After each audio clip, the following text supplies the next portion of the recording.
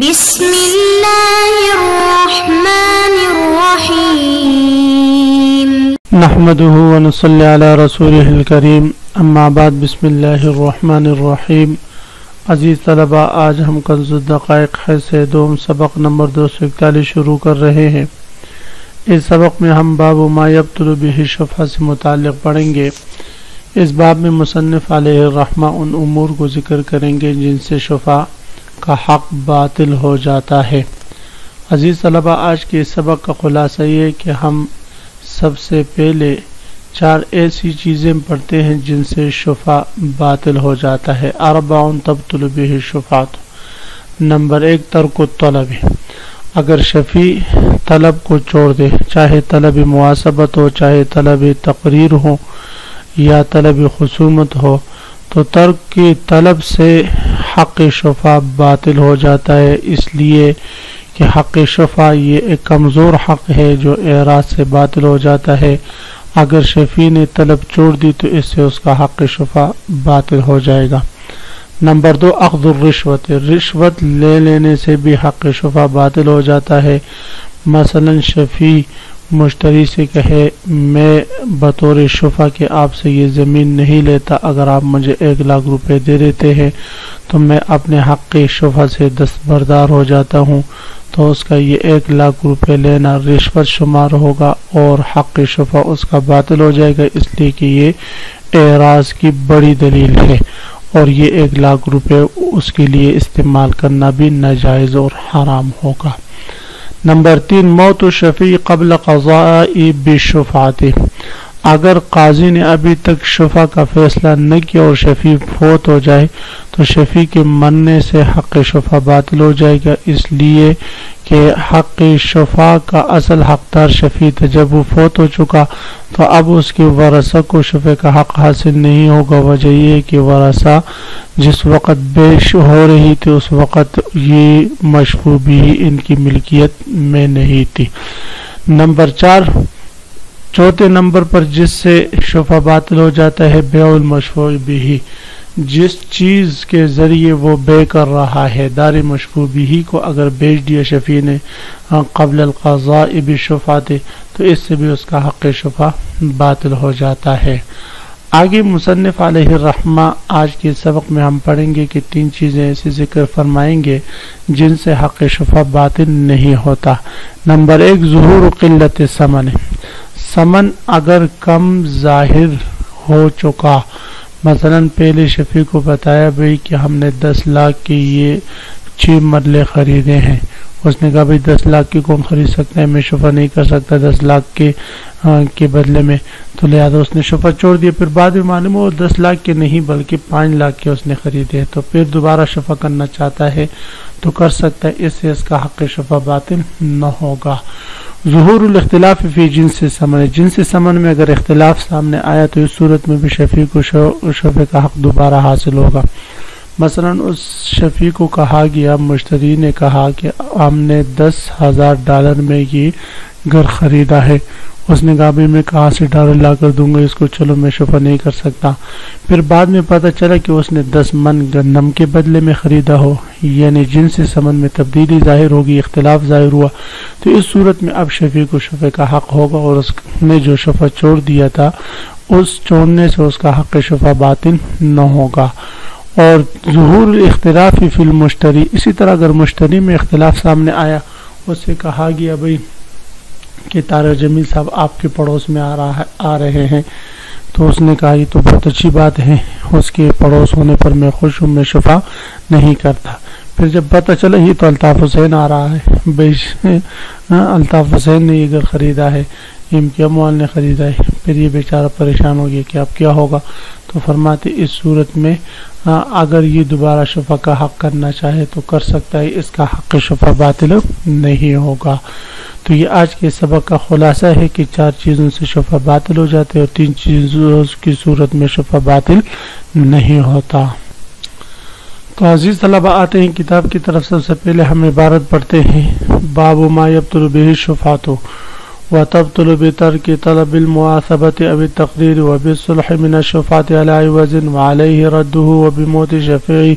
للمشتری وببيع ما يشفع به قبل القضاء بالشفعة ولا شفعة لمن باع أو بيع له أو ضمن الدرك عن البائع ومن ابتاع أو يبتيع له فله الشفعة. یہ باب ہے ان امور کے بیان میں جن امور سے حق شفاعت باطل ہو جاتا ہے. تو عزیز طلبہ یہ ضابطہ یاد رکھے کہ حق شفاعت یہ ایک کمزور حق ہے، لہذا اس حق سے اعراض کی جیسی کوئی دلیل پائی گئی تو اس اعراض سے شفاعت کا حق باطل ہو جاتا ہے. مصنف علیہ رحمہ سب سے پہلے یہ ذکر فرما رہے وَتَبْطُلُ بِتَرْكِ طَلْبِ الْمُعَاثَبَةِ، طلب معاصبت کو چھوڑنے کی صورت میں حق شفاعت باطل ہو جاتا ہے. طلب معاصبت جیسے شفیع کو پتہ چلے جس مجلس میں اس کو بے کا پتہ چلے اور عقد بے کی معلومات اس کو حاصل ہو، اسی مجلس میں وہ فوراً کہے کہ انا شفیع و اشفع بھی، میں شفیع ہوں اور میں اس زمین میں شفا یا اس گھر میں شفا کرتا ہوں. اس کو طلب معاصبت کہتے ہیں. اس کے کانوں میں خبر آئی، خبر پہنچنے کے گواہ بھی موجود ہے، تو اب اس نے کسی قسم کے حق شفا نہیں کیا، شفا کا مطالبہ ہی نہیں کیا، طلب معاصبت نہیں کی. تو فرماتے ہیں ترک طلب معاصبت کی وجہ سے اب اس کا حق شفا باطل ہو جائے گا. بعد میں اگر یہ کہتے ہیں میں اب شفا کرنا چاہتا ہوں تو بعد میں اس کو شفا کرنے کا اختیار نہیں ہوگا. اب تقریر ای طلب تقریر، اسی طرح اگر کسی نے طلب تقریر چھوڑ دی، طلب تقریر کا مطلب یہ ہوتا ہے کہ جیسے اس نے طلب معاصبت کر لی کہ میں شفا کروں گا، تو فوراً پھر جا کر بائع کے پاس یا مشتری کے پاس یا زمین کے پاس دو گواہوں بنا لے، دو گواہ مقرر کر لے کہ تم دونوں اس زمین پر گواہ رہو، اس بائع اور مشتری پر گواہ رہو کہ انہوں نے جو عقد کیا ہے، جو گھر یا زمین خریدی ہے، وہ میں بطور شفا کے لیتا ہوں، میں اس کا شفیع ہوں، لہذا میں شفا کا مطالبہ کرتا ہوں، تم اس پر گواہ رہو. اس کو طلب تقریر کہتے ہیں. تو طلب تقریر اگر اس نے چھوڑ دی تو طلب تقریر کے چھوڑنے سے بھی حق شفا باطل ہو جاتا ہے کہ یہ بھی اعراض عن الشفا ہے. وبالصلح من الشفعة على عوض، یہ دوسری چیز ہے کہ حق شفا سے اگر کوئی شخص اس کے بدلے میں رشوت لے لے. یاد رکھیں عزیز طلبہ، ہر ایسے حقوق جو راسخ نہ ہو، مضبوط نہ ہو، ان کے بدلے میں عوض لینا یہ درست نہیں ہوتا. جیسے کہ آج کل بہت سارے لوگ نوکریوں کے لیے درخواست جمع کروا دیتے ہیں اور پھر جب وہ نوکری لگتی ہے تو وہ کسی اور ڈپٹی میں ہوتے تو کہتے ہیں بھئی میں یہ سیٹ آپ کے لیے چھوڑتا ہوں اس شرط پر کہ آپ مجھے 2 لاکھ روپے دیں، جو بعد یعنی پہلے نمبر کے بعد جو دوسرے نمبر والا ہوتا ہے اس کو کہا جاتا ہے. تو ابھی پہلے نمبر والا پیسے لے کر ہٹ جاتا ہے اس راستے سے. تو اب یہاں پر اس راستے سے ہٹ جانا اور اس حق سے جو ابھی تک پختہ نہیں یہ پیسے لینا، یہ ناجائز اور حرام ہے. تو اسی طرح حق شفا جب تک یہ زمین اس شفیع کی ملکیت میں نہیں آتی تو یہ حق شفا یہ کمزور حق ہے، غیر ثابت حق ہے، اس کے عوض لینا یہ رشوت شمار ہوتا ہے. تو اب اگر شفیع مشتری سے کہے میں حق شفا سے دستبردار ہوتا ہوں لہذا 1 لاکھ مجھے بطور مصالحت کے دے دے، تو اس سے اس کا حق شفا باطل ہو جائے گا. وبالصلح من الشفعة علی عوض، اور حق شفا سے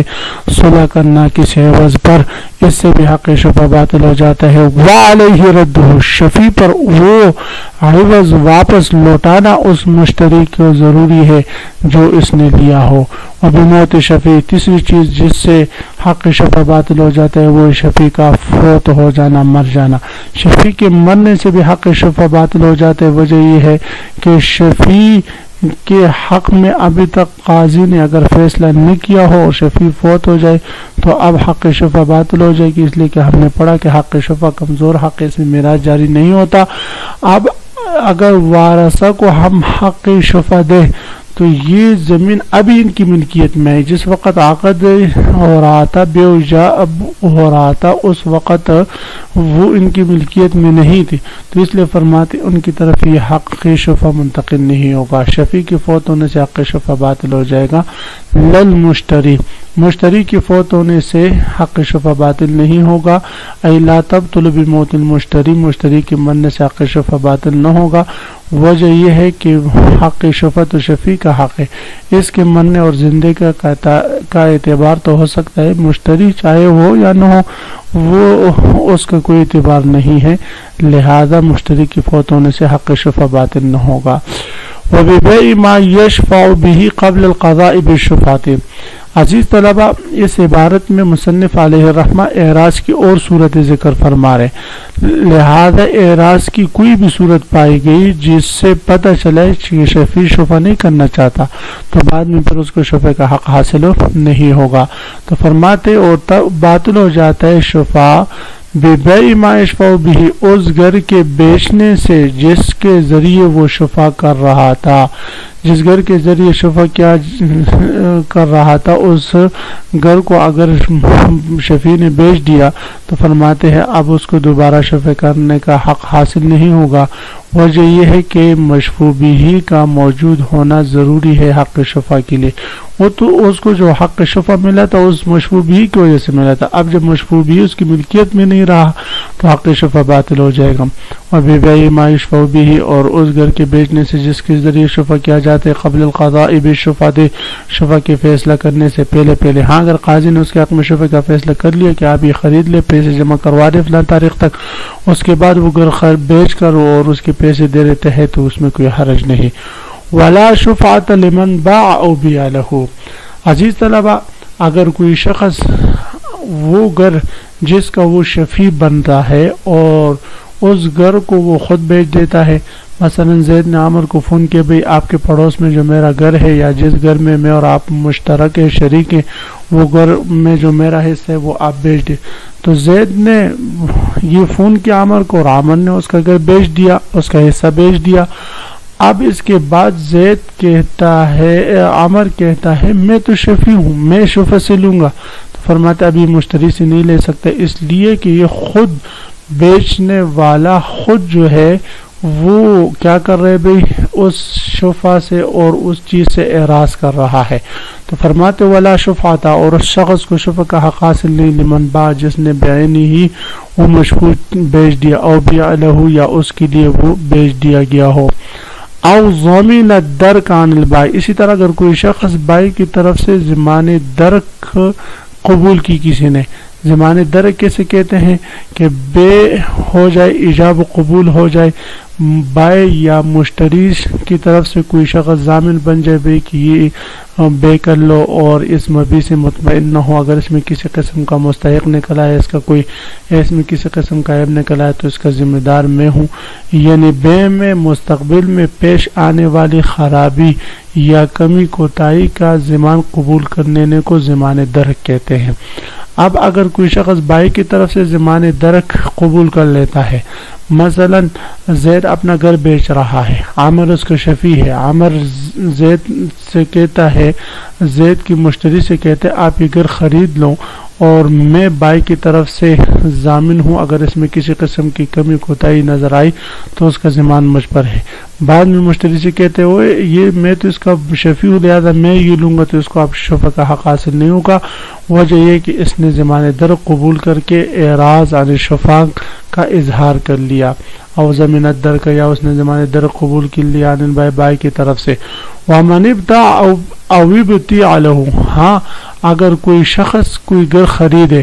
پھر اس کا شفیع بھی ہے تو خریدنا بھی اس چیز کو اپنی ملکیت میں لانا ہے، شفع میں بھی اپنی ملکیت میں لانا ہے، تو یہ اعراض کی دلیل نہیں ہے بلکہ مزید پختگی کی دلیل ہے، اس سے حق شفع باطل نہ ہوگا۔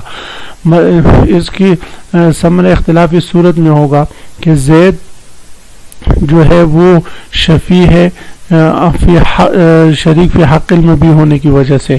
اور عامر جو ہے وہ شفیع ہے جار ہونے کی وجہ سے، اور یہ آپ پڑھ چکے ہیں کہ حق المبی میں جو شریک ہوتا ہے وہ جار سے مقدم ہوتا ہے۔ اب اگر زید نے عامر سے گھر خریدا اور اس گھر کے شفیع زید بھی ہے، اب اگر زید نے بکر سے گھر خریدا اور اب اس گھر کا شفیع وہ زید بھی ہے اور عامر بھی ہے، لیکن عامر جار ہونے کی وجہ سے اور زید جو ہے وہ حق المبیع میں شریک ہونے کی وجہ سے. اب اگر عامر کہے تو نے یہ گھر خرید لیا، تو نے شفع نہیں کیا، تو اب میری باری ہے، میں شفع کرتا ہوں، لہذا میں بطور جار ہونے کی یہ گھر لیتا ہوں، تو اس کو حق شفع حاصل نہیں ہوگا، اس لیے کہ یہاں پر مشتری کا حق شفع تو ساقط نہیں ہوگا، اس کو بھی تو ثابت ہے، اس لیے کہ اس کا خریدنا تو اس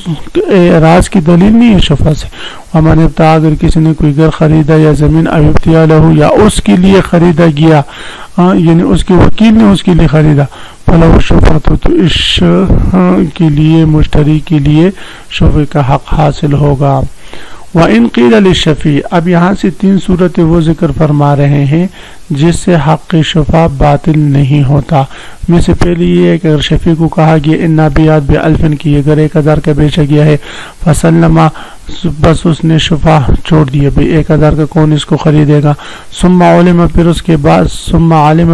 اس کو علم ہوا کہ ان بیعت بأقل، کہ یہ تو 1000 سے کم میں بیچا گیا ہے، او ببر، یا گندم کے بدلے میں بیچا گیا، او شعیر، یا جو کے بدلے میں، قیمت 1000 او اکثر، جس کی قیمت 1000 ہے یا اس سے زیادہ ہے،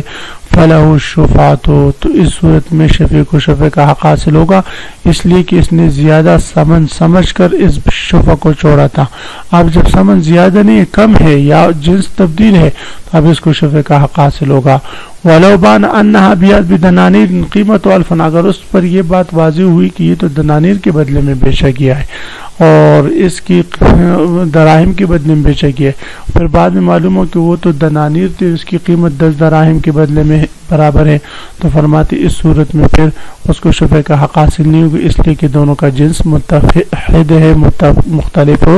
نہیں. وَإِنْ قِيلَ لَهُ، اگر شفیع سے کہا کہ انه اشترى فلان، یہ تو طارق جمیل صاحب نے خریدا ہے، فسلم، اس نے شفع چھوڑ دی کہ طارق جمیل صاحب سے بہتر کون پڑوسی مجھے ملے گا، فبان انه غیره، پھر اس پر ظاہر ہوا کہ بھئی وہ تو طارق جمیل صاحب نہیں، وہ تو الطاف حسین ہے، فلہ الشفع، تو شفیع کو شفع کا حق حاصل ہوگا، اس لیے کہ اس نے طارق جمیل صاحب کی وجہ سے حق شفع چھوڑا تھا، اب تو وہ الطاف حسین آ رہے تو اس سے بچنا تو اس کے لیے ضروری ہے. وَإِنْ بَاعَ إِلَّا، تو اس لیے فرماتے ہیں اس صورت میں